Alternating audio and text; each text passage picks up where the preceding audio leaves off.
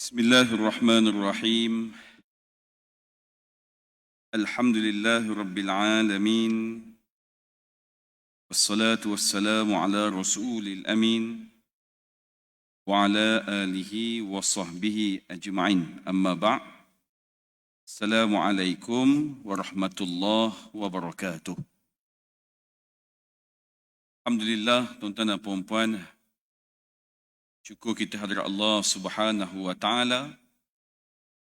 Dengan limpah dan kurnia-Nya dapat kita bertemu pada malam ini bagi kita meneruskan lagi slot kuliah maghrib kita, tuan-tuan dan puan-puan.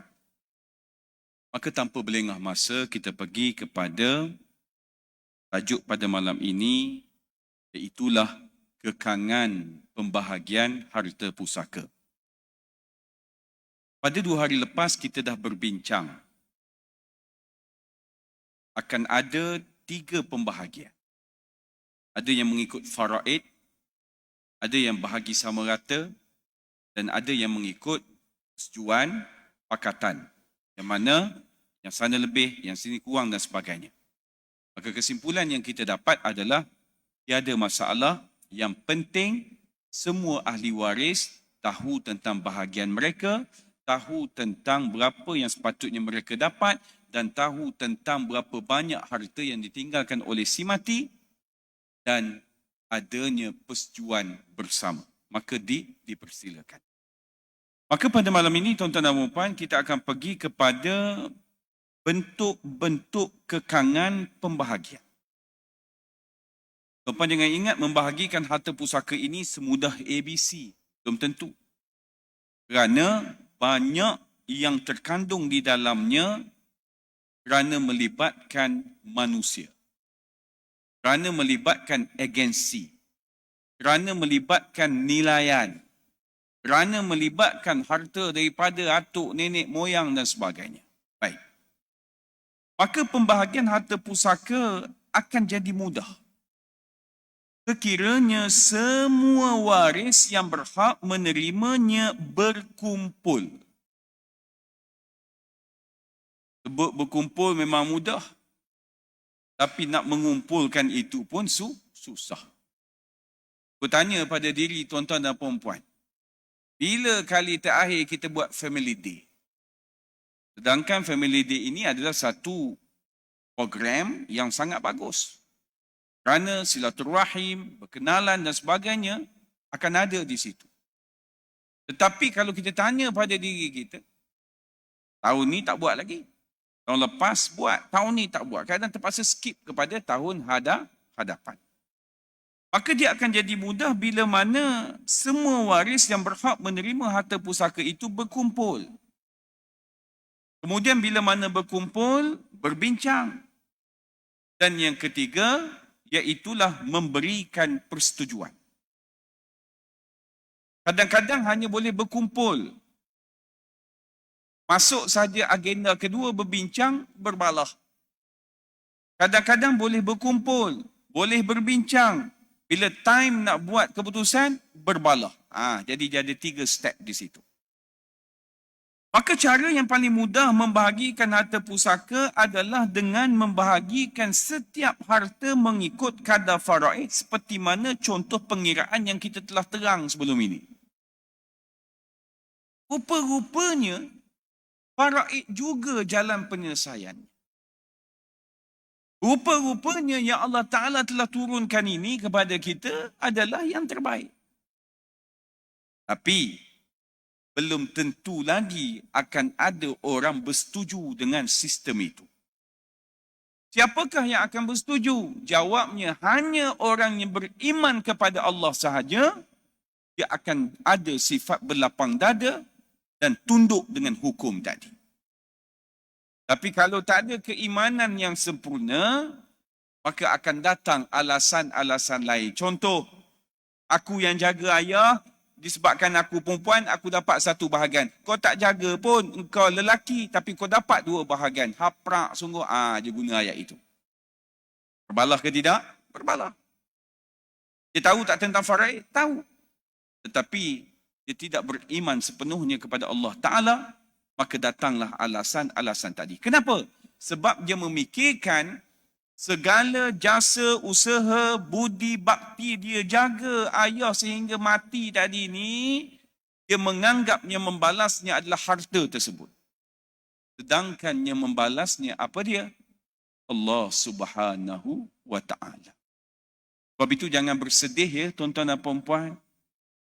Bersedih kerana kita tak dapat sesuatu. Sedangkan kita usaha dah. Apa? Tak ada Allah Subhanahu wa ta'ala. Kita usaha dah jaga itu, jaga ini, kita jaga keluarga kita, kita berbakti pada mak ayah kita. Tapi bila mana bab harta pusaka, kita terpaksa akur dengan apa yang telah ditentukan. Apa dia? Sebabkan kita anak perempuan ataupun kita anak angkat, satu sen pun tak dapat. Maka percayalah, yakin dengan Allah, pasti Allah Ta'ala akan balas segala jasa yang kita buat tersebut. Maka namun cara ini mengundang ketidakselesaan waris-waris kemudian hari kerana wujud pemilikan harta tidak alih secara beramai-ramai. Sebab itu bila mana harta ini ramai sangat dia punya pemilik, ini pun problem juga. Sebab bila ramai pemilik, sebagai contoh satu tanah ada 10 nama. Siap. Waktu 10-10 hidup senanglah. Tengok-tengok seorang mati. Biar dululah. 2 pula mati. 3 orang pula mati. Waktu itu terpaksa cari pula ahli waris kepada setiap orang yang mati tadi. Kalau tuan-puan tanya saya, ahli waris saya berapa orang? 6. Kalau macam tadi ada 3. 6, 12, 18. Nak pergi cari pula dah. Oleh sebab itu waris-waris digalakkan supaya membahagikan harta pusaka mengikut pakatan. Sebab bila mana harta itu banyak nama, harta yang tak alih itu, tanah sebagai contoh banyak nama, maka paling yang terbaiknya adalah melalui pakatan. Pakatan untuk selesaikan. Kalau kita katakan ada 10 nama tuan-tuan dan puan-puan yang mati seorang. Bila mana yang mati seorang tadi, maka ahli waris nak menuntut harta tersebut. Maka dia terpaksa menghadap 9 orang tadi. Kalau 9 orang itu tidak bersetuju untuk menjual, mana mungkin untuk dia jualkan. Kemudian dalam 10 orang tadi hanya ada nama tapi tidak ditentukan mana satu yang dia punya. Yang ni kata yang hujung tu, yang ni kata tanah aku duduk tengah. Yang ni pula claim kata tak, duduk tengah ni orang lain punya. Cekelat angin. Jadi masalah. Bagaimanapun, pembahagian secara muafakat mempunyai halangan-halangan tertentu dan hanya boleh dilakukan jika ia dapat persetujuan daripada semua waris yang akil balik itu. Maka timbul persoalan. Bolehkah pembahagian dibuat mengikut pakatan dalam keadaan-keadaan berikut? Kita dah setuju ni. Tapi dalam keadaan-keadaan yang akan dinyatakan ini, boleh ataupun tidak berlakunya pakatan itu. Maka dalam buku ini ditulis ada 4 keadaan. Yang pertama, iaitu keadaan yang mana waris hilang ataupun waris tidak dapat dikesan. Sudah. Waris hilang. Kalau tuan-puan tanya saya, arwah Tok Yang saya ni, yang lelaki ni, asal Kelantan. Tapi dia pergi ke Thailand, tak balik dah ke Malaysia. Kenapa? Sebab jenis backing. Kalau dia katok orang tu, darah lah dia buat main. Dia dulu-dulu. Tapi cicit dia tak begitu. Jadi mati di mana? Mati di Thailand. Jadi atuk yang sekarang ni, dia kata dah tahu mati tadi, pakat ziarah dia kira ke bumi kat sana. Sebab kalau balik ke Malaysia, orang pakat cari dia. Dulu-dulu. Kadang-kadang mari juga bangat hanjebat ni. Tak? Okay. Keadaan yang kedua adalah boleh ataupun tidak kita buat Melalui pakatan itu, yang mana ada waris yang tidak bersetuju. Dalam ramai-ramai ahli waris tadi, 9 bersetuju, seorang tak setuju. Macam mana nak settle? Dan keadaan yang ketiga, ada waris tidak memberikan kerjasama. Ahli waris ada 10. Maka kita pun ajak berkumpul. Pakat mari rumah aku hujung minggu ni. Untuk apa? Ini untuk selesai harta pusaka. Atau ada yang tanya, menu apa tengah hari? Kambing. Okey, kita datang. Tapi 10 orang itu yang datang 9. Seorang lagi blue tick je dekat WhatsApp. Kita telefon tak angkat. Kita tak tahu apa dia punya pendirian. Ini yang ketiga. Dan yang keempat, dalam ahli waris kita tadi ni, kita dah setuju untuk secara berpakat, namun terdapat ahli waris itu di antaranya adalah kanak-kanak ataupun ada yang tidak siuman, mental, gila. Baik, kita pergi pada yang pertama. Bila mana waris hilang ataupun waris tidak dapat dikesan, apa nak buat? Tak jumpa cara. Pergi ke immigration, nak tengok keluar masuk Malaysia tadi, tak ada, dia tak keluar. Kemudian kita buat carian sana, sini dan sebagainya, tak jumpa. Sekiranya salah seorang daripada warisi mati didapati hilang atau tidak dapat dikesan dan tidak diketahui nasib dia, sama ada dia ni hidup ke mati. Tahu. Kalau pergi ke JPN buat carian, tengok, tak ada, dikeluarkan CJ mati, makna kata dia hidup lagi. Tapi tak tahu dia hidup ke ataupun dia mati. Sama lah macam MMH 370. Betul tak? Hari itu tergempar pula, muka iras-iras sama. Betul tak? Ke saya pun ada iras, orang kata macam Arash Muhammad pelakon tu. Orang kata, hidung tak sama sebab kita hidung kemek je, hidung mancung. Okey. Hukumnya beliau dianggap masih hidup. Ni jenis tak tahu ni hidup ke mati. Hukumnya adalah beliau dianggap masih hidup sehingga dibuktikan kematian dia. Kami tak boleh bukti. Ataupun waris mendapat perintah daripada mahkamah. Apa nama perintah itu? Perintah anggapan kematian. Ambil di mana? Di mahkamah.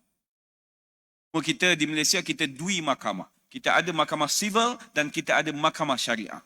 Saya dah terang dah sebelum ini, perintah anggapan kematian, mahkamah syariah adalah 4 tahun setelah dia hilang. Mahkamah sivil adalah setelah 7 tahun dia hilang. Ingat molek yang tu. Jadi kalau orang tanya boleh jawab. Maka oleh itu bahagiannya tetap ada dan tidak boleh dinafikan. Bahagiannya tetap ada dan tidak boleh dinafikan selagi mana tidak dibuktikan dia mati dan selagi mana tiada perintah anggapan kematian tersebut. Jadi apa nak buat Ustaz? Maka jawabnya selagi mana tak ada perintah-perintah yang saya nyatakan dan pembuktian itu, maka kena ingat bahagian dia tetap ada. Kecualilah kita dah dapat identiti dia bahawa dia mati, ada CJ mati, tahu kubur dia di mana dan ada perintah anggapan kematian, barulah boleh disettlekan bahagian dia. Maka asal pembahagiannya adalah mengikut hukum faraid, sama saja. Sebab adakah boleh kita buat keputusan bagi pihak dia? Mana boleh. Dia tak ada beri pun kepada kita bahawa dia bersetuju begitu begini. Tak ada. Maka tidak boleh kita buat keputusan kepada dia. Maka hukum asalnya adalah kita ikut kepada hukum faraid. Sebagai contoh, disebabkan dia ini tak jumpa-jumpa, maka waris-waris ni berpakat nak bagi sama rata. Secara muafakat. Boleh ke tidak? Boleh. Tetapi bahagian yang hilang itu dikekalkan mengikut kadar faraid bagi setiap harta tersebut. Sehinggalah dijumpai masih hidup, maka serah pada dia. Makna kata nak bahagi tadi, bahagian dia kalau nak bahagi sama rata 30,000. Tapi kalau bahagian faraid dia 40,000. Maka 40,000 letak tepi dulu. Baru nak mohon anggapan kematian, besok baru nak mohon, dia balik. Hai, apa khabar semua? Maka ambil 40,000 tadi, serah pada dia. Kecuali lah dia kata, aku pun nak setuju bahagi sama rata. Maka ambil baliklah yang 40,000 tu, bahagi pula lah sama rata. Baik. Itu keadaan yang pertama.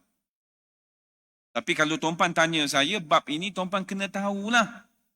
Bab Malaysia dah terpalit dengan isu MH370. Tuan-tuan ada ke? Lagi ke? Zaman-zaman haji lahir dulu 50-an, 40-an, 70-an. Saya tak ada dah tak? Ada kot, cuma saya tak tahulah. Cuma kalau tanya umur yang 80-an punya lahir ni, saya ingat saya yang tu lah. Okay. Keadaan yang kedua, apa nak buat bila mana kita dah berpakat ini ada waris yang tidak bersetuju? Ini kemungkinan akan berlaku. Maka bagaimana pula kedudukan pembahagian sekiranya ada dalam kalangan waris tidak bersetuju dengan pembahagian mengikut pakatan? Kemudian yang eloknya dia kata dia hanya mahukan pembahagian mengikut kadar faraid atas kesemua harta itu. Dalam 10 orang tadi, 9 orang setuju bagi sama rata. Maka dia pun angkat tangan. Korang setuju lah, aku tak nak setuju. Aku nak ikut kadar aku faraid. Maka persoalannya, boleh tak dia buat macam tu? Jawabnya, boleh. Tapi masalahnya yang 9 ni pula jadi masalah. Apa selalu berlaku? Itulah kau berkira dengan adik-beradik. Kita dah blame dia. Maka kembalilah kepada konsep asal, itu bahagian dia. Dia nak bersetuju ataupun tidak, ikut suka dia lah. Sebab itu hak dia. Yang kita duk blame dia, kata tak kenang jasa lah, apa benda lah. Kenapa? Sebab kita ada masalah hati. Baik.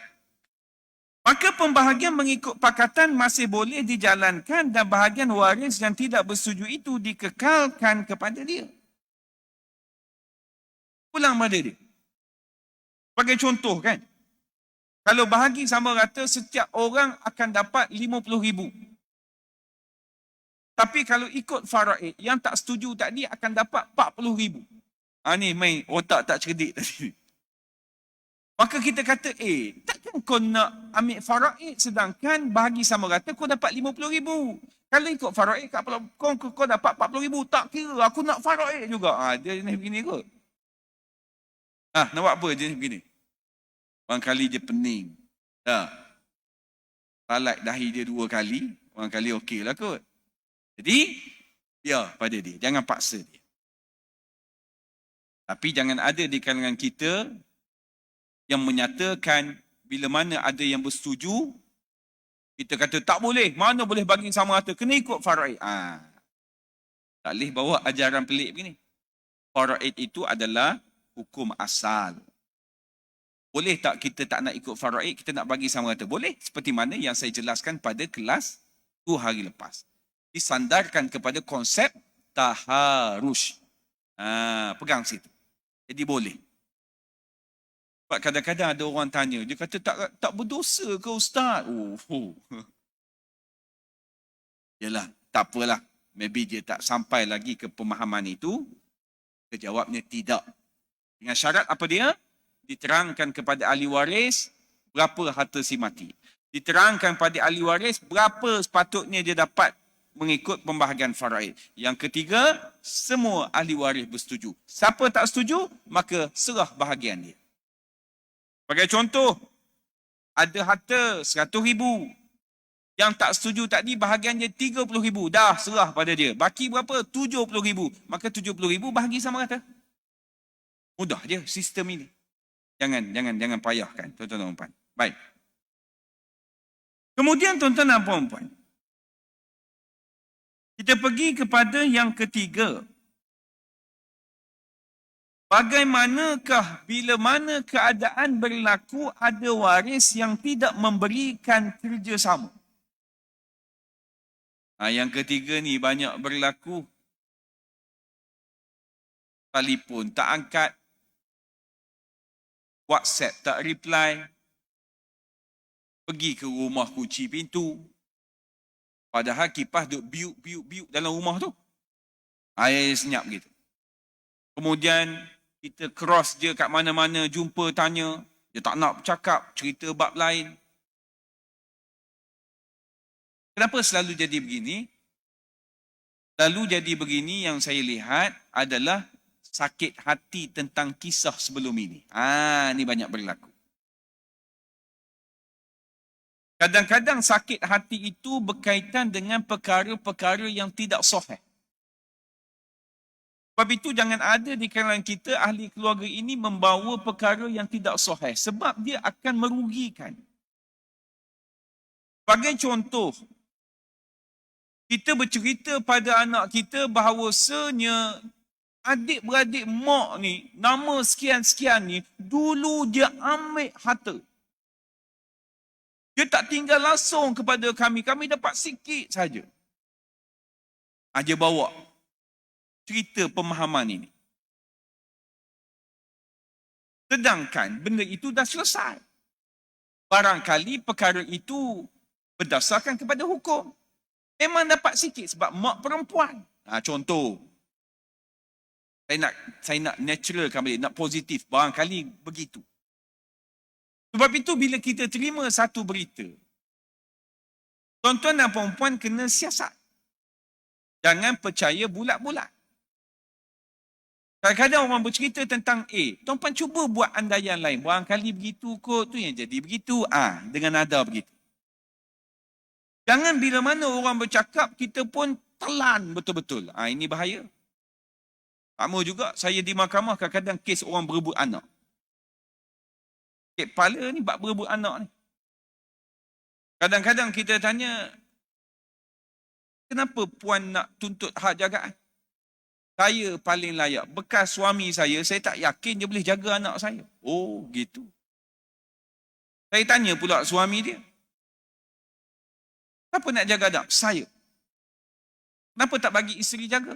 Bekas isteri jaga. Saya pun tak yakin dengan dia. Molek sama-sama tak yakin. Maka saya tanya pula. Saya kata kalau begitu, dua-dua tak yakin, kita hantar kepada Jabatan Kebajikan. Suruh anak duduk situ. Tak boleh, tuan takkan duduk situ agak-agak tuan. Pula dah. Dah sama-sama tak yakin. Kadang-kadang ada juga tuan-tuan dan puan-puan yang datangnya seorang. Kita pun tanya-tanya, dia pun jawab. Prap, dia kutuk yang sebelah sana. Kemudian next date kita tangguh yang sebelah sana pun datang. Macam hari tu cara bercakap. Sebab takut. Yang ni pula kena dia. Saya kata molek. Aku bubuh engkau bubuh aku. Tengok. Sebab itu dia perlu sabar. Dia perlu terima apa yang dia kata itu, dengar dulu. Sebab manusia ni bila bercakap sebelah pihak memang laju. Tapi bila mana ada sebelah pihak lagi yang dia katakan, tak akan selaju yang dia katakan tadi. Sebab itu tuan-tuan dan puan-puan, nak berlaku adil ini susah. Itu dalam bab mendengar khabar berita. Apatah lagi dalam bab menguruskan harta pusaka. Baik. Maka apa yang nak dibuat bila mana ada waris yang tidak memberikan kerjasama? Maka jawabnya adalah pembahagian mengikut pakatan sepatutnya mendapat persetujuan daripada setiap orang waris. Namun ada antara waris yang tidak mahu memberikan kerjasama. Waris lain tidak dapat memastikan sama ada mamat ni yang tak beri kerjasama ni beliau bersetuju ataupun tidak. Kemudian tiada maklumat tentang pendirian beliau dengan menentukan corak pembahagian. Nak bahagi faraid ke, nak bahagi sama rata ataupun secara pakatan. Tak tahu. Yang pertama, kita tak tahu dia nak terima ke tidak. Satu. Yang kedua, kita pun tak tahu dia setuju tak dengan cara kita ni ataupun dengan cara lain. Tengok, dua benda tersangkut di situ disebabkan tidak memberikan kerjasama. Maka apa jawabnya? Jawabnya adalah pembahagian mengikut pakatan masih boleh diteruskan dengan memberikan hak waris yang tidak memberikan kerjasama itu mengikut kadar faraid bagi setiap harta itu. Contoh, semua waris bersetuju supaya harta ini dibahagikan sama banyak. Tapi ada seorang ini tidak memberikan kerjasama, iaitu dia mendiamkan diri tanpa memberi maklumat sama ada beliau bersetuju ataupun tidak. Maka tuan-tuan dan puan-puan, kita asing siap-siap mengikut kadar faraid, maka kita serah pada dia. Maka orang tanya nak serah macam mana, kontak pun tak boleh. Serah pada wakil dia. Ada isteri dia. Selalunya isteri kan menteri kewangan kan. Serah pada isteri dia. Itu kalau cerita bab isteri tak. Suami naik pangkat 3 paku. Isteri 4 paku. Hanya buat main. Sebab dia pakar dalam bab itu. Jadi, hukumnya adalah masih boleh diteruskan pembahagian itu walaupun dia tak beri kerjasama. Cuma bahagiannya itu, kita tak boleh ikut pembahagian kita yang bersetuju tadi. Maka kembali kepada yang asal, kita beri kepada dia mengikut bahagian faraid dia. Maka lebihan itu, barulah kita boleh ikut style kita yang mana kita bersetuju ramai-ramai tadi. Baik. Yang keempat. Bagaimana cara kita nak buat bila mana terdapat ahli-ahli waris ini daripada kalangan kanak-kanak, budak kecil lagi. Ataupun ada di kalangan ahli waris kita yang tidak siuman. Kalau kita ikut kepada asasnya, semua pembahagian mengikut pakatan mestilah mendapat persetujuan daripada semua waris yang cukup umur dan waras. Kerana kata tak gila, berakal. Tapi bila lihat kepada apa yang disebut oleh ulama, bab solat, bagaimana manusia itu berakal, maka wajib untuk dia sembahyang. Tuan-tuan cek nanti.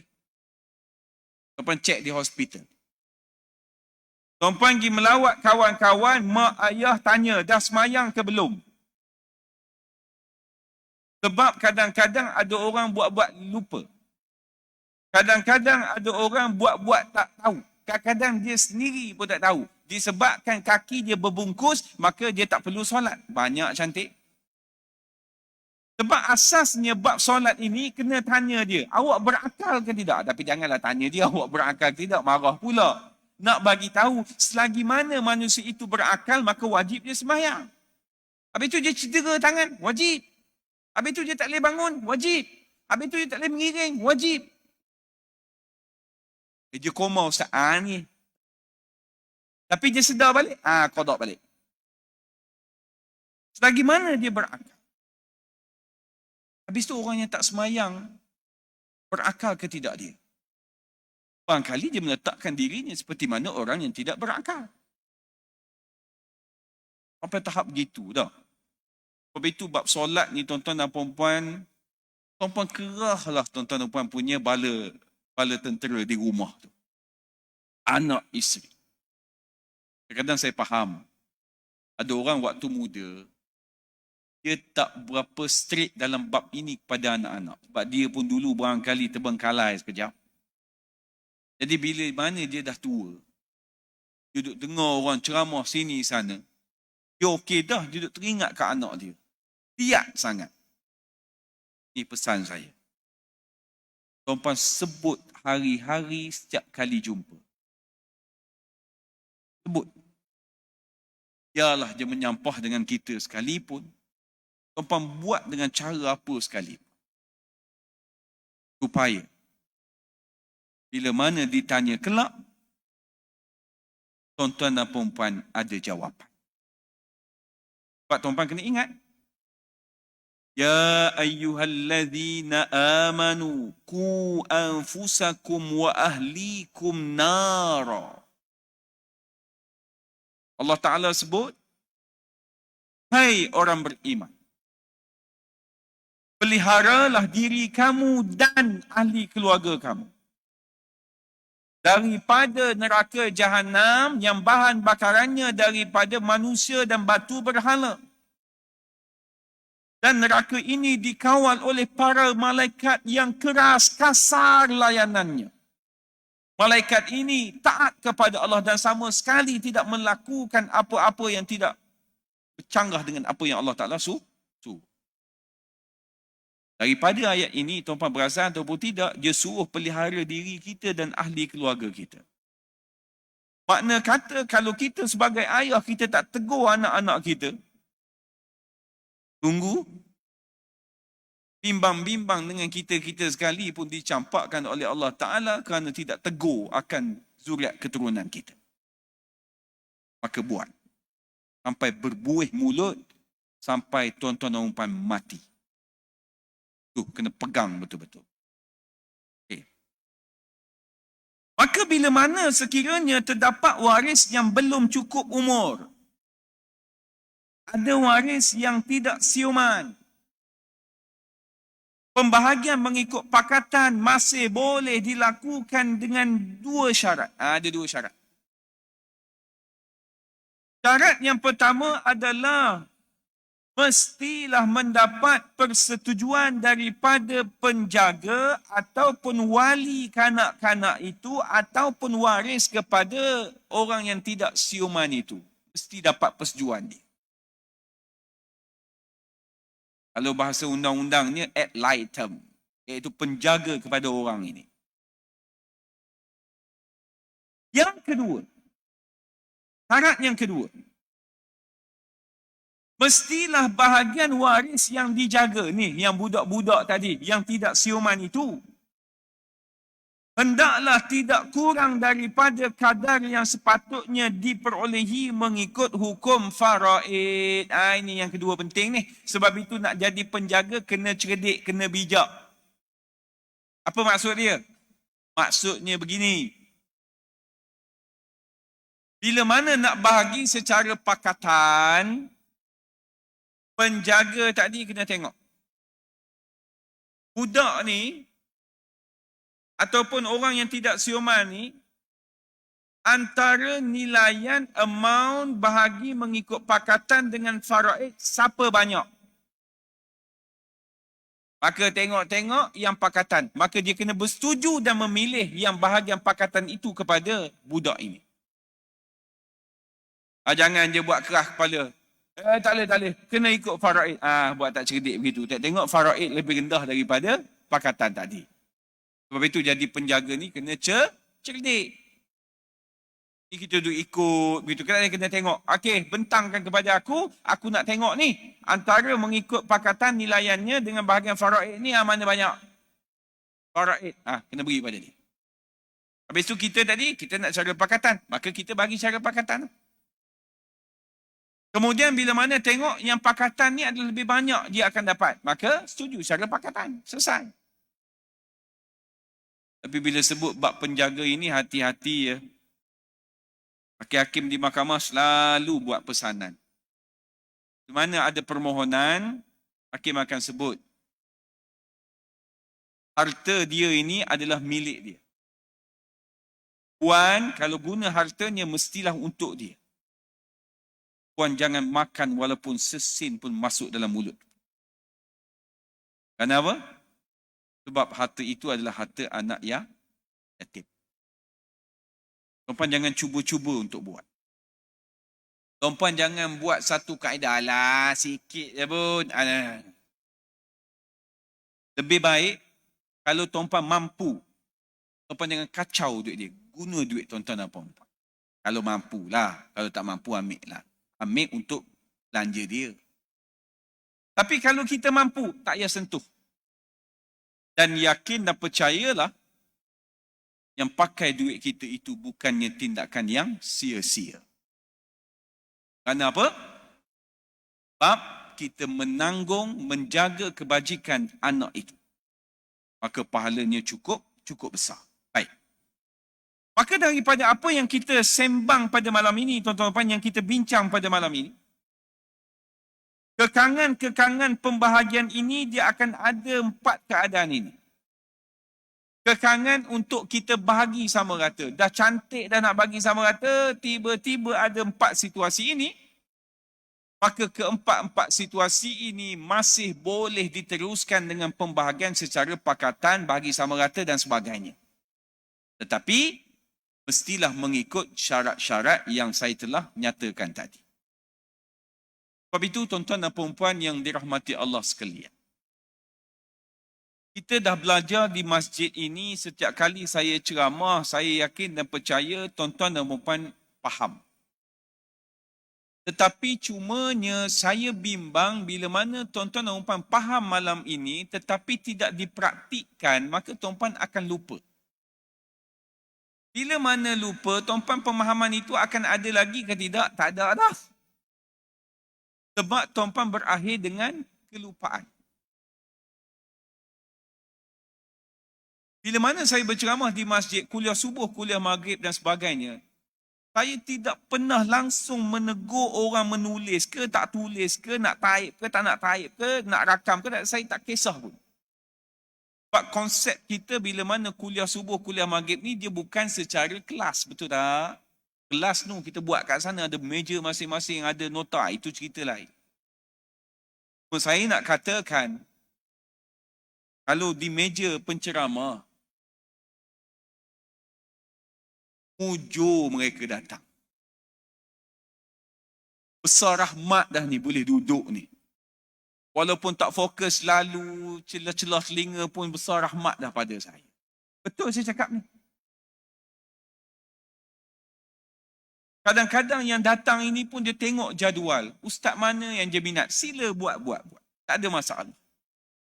Sebab walaupun berminat dengan seorang ustaz, barangkali berminat pula dengan 2-3 ustaz pula. Biarlah ambil masa 2 bulan, setahun, tak ada masalah. Sebab nak melekat di sini pun bukan senang. Sebab nak melekat di sini memerlukan kepada pengorbanan. Dalam masjid malam ini, kalau saya tanya pada siapa dia tak makan malam ini, tak makan lagi. Angkat dah seorang.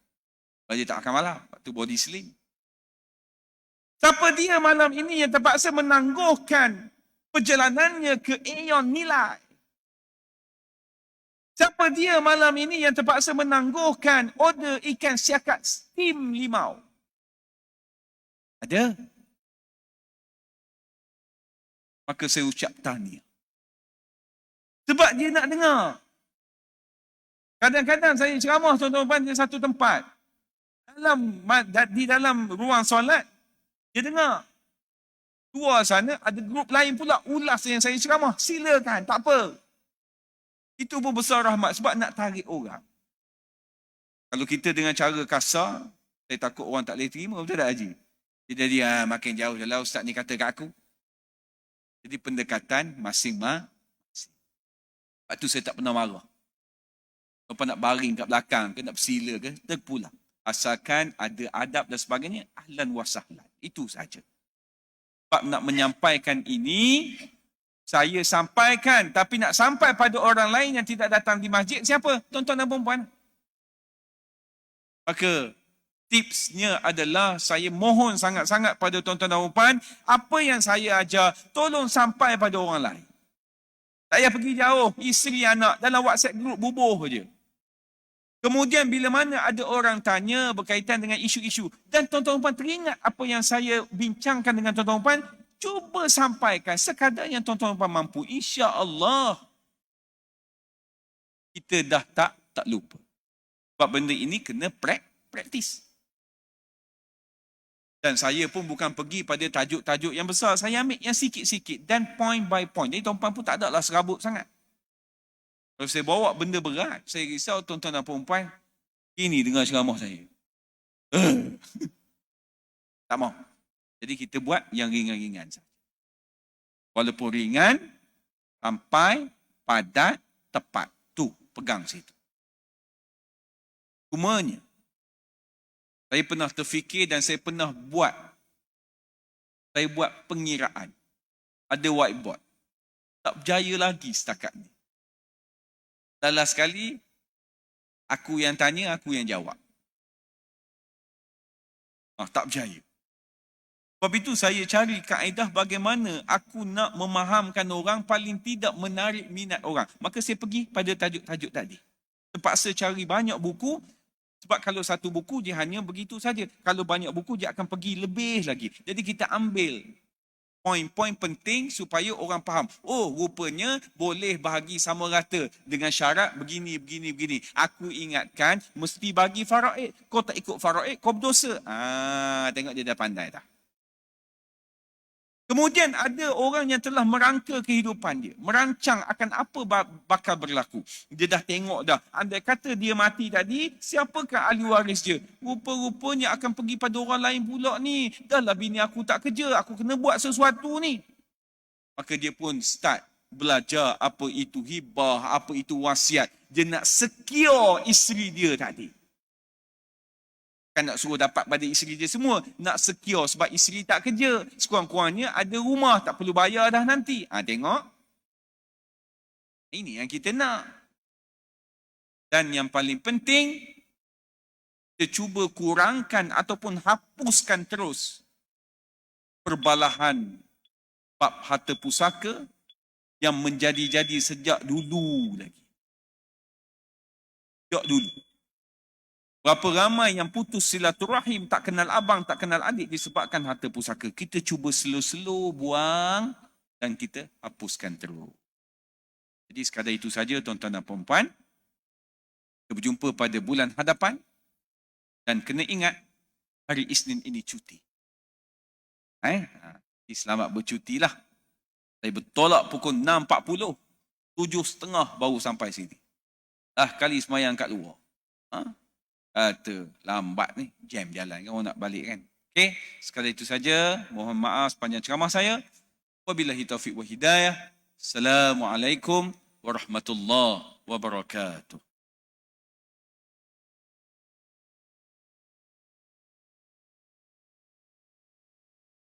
Allahumma salli ala Muhammad.